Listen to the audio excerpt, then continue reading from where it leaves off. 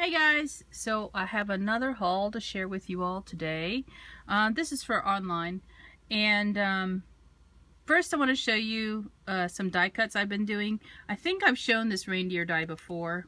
This is an Ellen Tina die cut set, and there's two reindeer in here, and the reason I'm showing this is because I finally figured out the sandwich, the proper sandwich that works for me, to die cut these two reindeer out. It's still a lot of work to get though, but I get cleaner results now. So this is the set of die cuts that you get together, and I'll show you the die, or the dies, I'm sorry. Here are the reindeer dies that you get in the set, and one of the reindeers has a scarf, the other one has a bell, and they both have little antlers.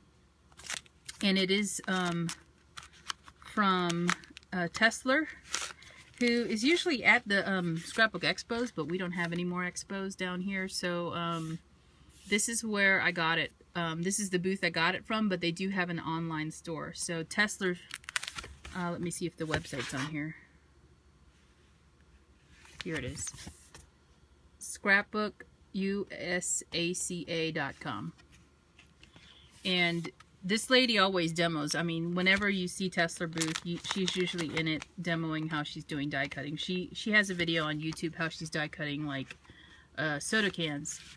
And here is my sandwich that I figured out. Now this is for the Big Shot Pro, so if you have a Big Shot or a Cuttlebug, it'll be different for you probably. So for the Pro, you have an adapter pad, which you don't have for the other machines. The adapter pad, you have the multi-purpose platform. I use the long one, the extra long one. A clear pad, a metal plate, and this is the order that they're in from the bottom up. The die, face up, a dryer sheet, the paper, and then I used my Lifestyle Crafts mat, a cutting mat. And this is somewhat similar in size to a clear pad. Why did I use this one? Because it gave me a thicker sandwich. It's a little bit thicker than the clear pad, so I got a better result, and that's, with all the cutting that I did, was best for me. So you can see here, I actually cut these two out of some Martha Stewart scrap paper I had lying around. So the pink one and the blue one, they're actually just opposite pages. One is the back side of the other, the B side. And P, who had asked me to show this video, I had posted, let's see, on Facebook, some of them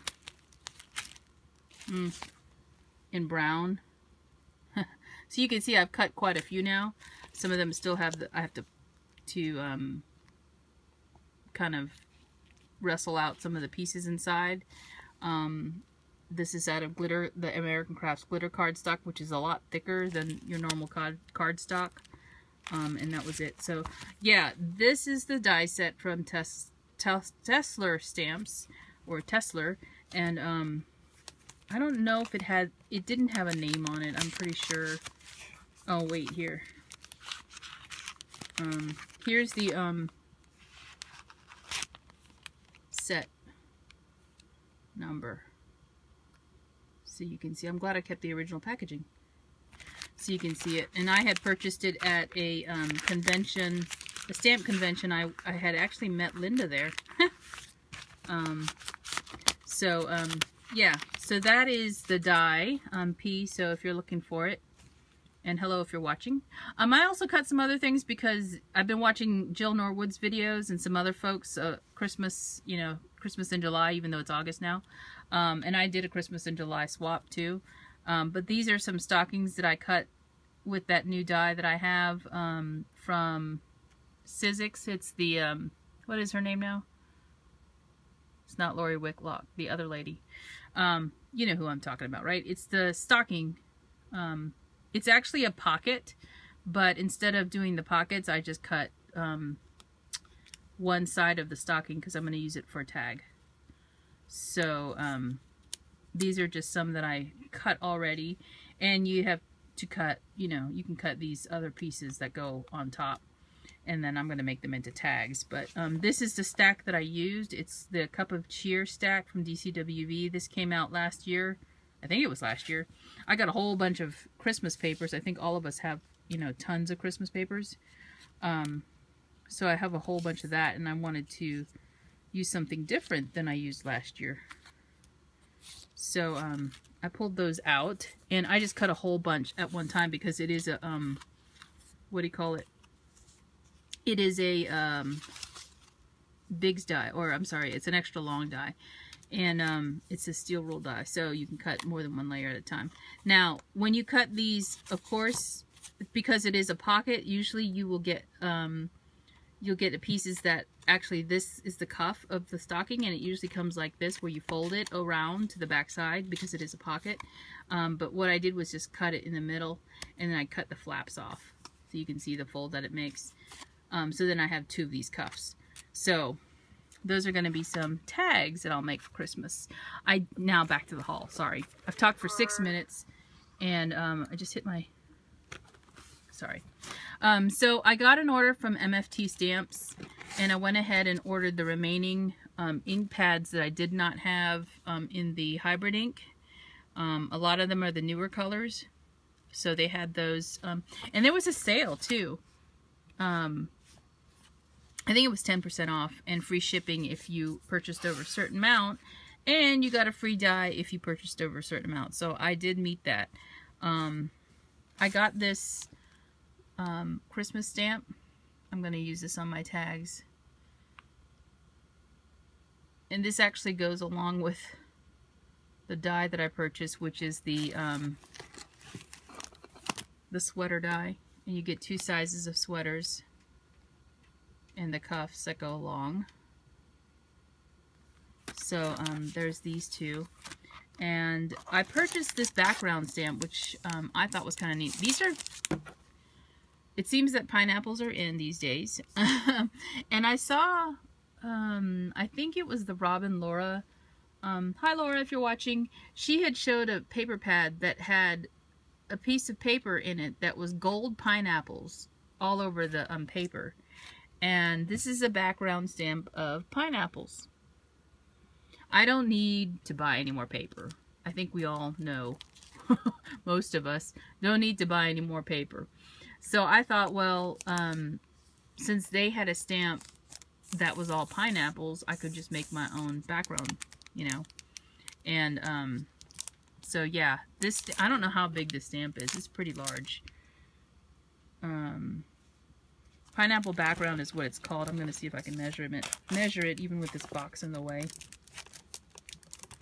Let's see. It's about 6. See, the problem is they cut it off.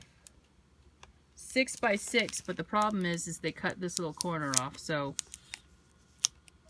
there would not be a pineapple there anyway. It would have been a half pineapple or something. There would be an empty spot there anyway, so that's not a big deal. So yeah, this is a 6 by 6 stamp. So I'll probably use my Misty to stamp this out so that if I don't get a clean impression, I can stamp it again in the same spot. So here's the free die that you get. It's a stitched squares, and there's multiples. There's 3 of them.